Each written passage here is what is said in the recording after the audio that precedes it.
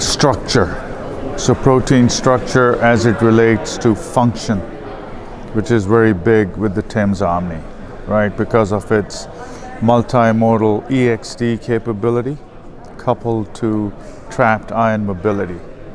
So you saw Julia's talk where she could take a trispecific antibody and keep fragmenting it with EID, ECD, followed by CID to really get a good picture of exactly what the structure is and how it relates to function.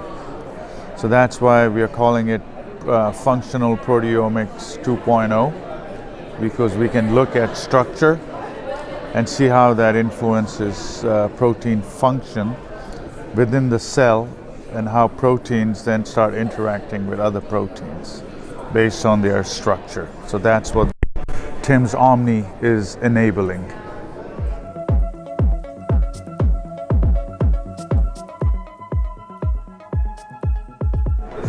Yeah, so big roles, because it's not necessarily producing more data, it's producing cleaner data that the AI can work on. And what we believe is, in the end, it's the human gate that matters, right? So input, output from AI, someone has to make a decision. So if you heard Julia's talk again, or Peter, or Fan Lu, right? AI will take the data, spit out the answer, but a human has to make sure that that's actually relevant to what they're doing. So if you want an actionable insight from what you're doing, in that feedback loop, I think the human gate is what matters.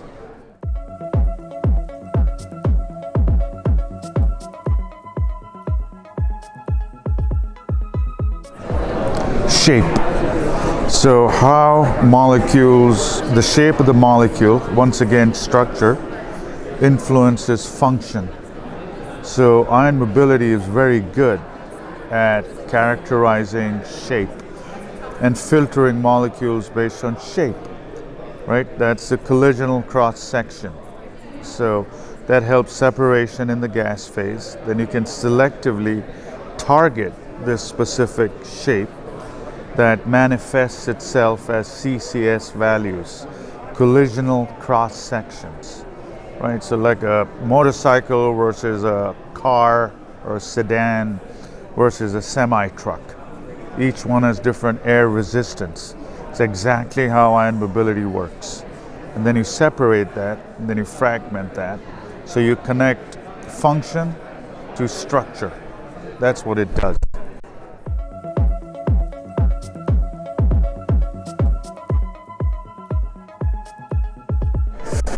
Yeah, passive. So what that does is everyone wants to measure, but they also want to know how much.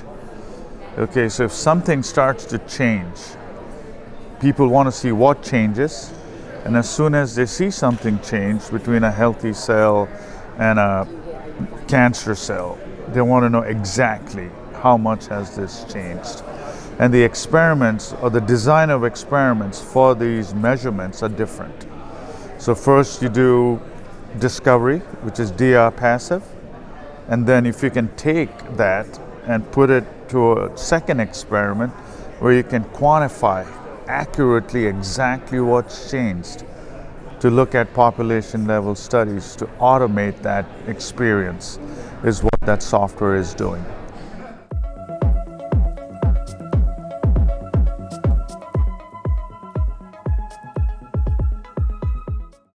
In the end, complex analysis requires different levels of separation.